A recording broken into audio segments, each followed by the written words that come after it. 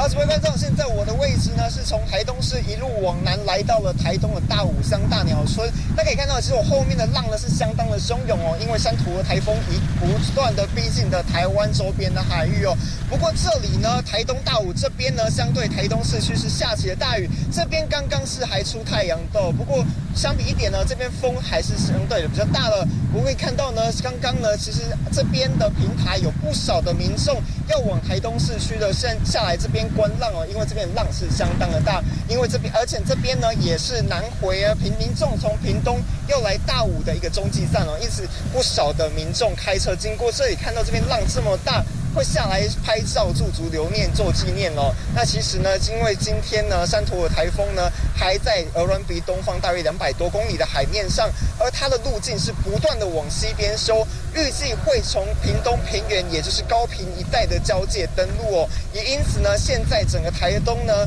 的风场是主要是偏北风的一个状况，风势也是相对强劲的哦。而这些风雨呢，会随着时间越来越晚而越来越强。那现在我们也来看看稍早民众观浪的画面。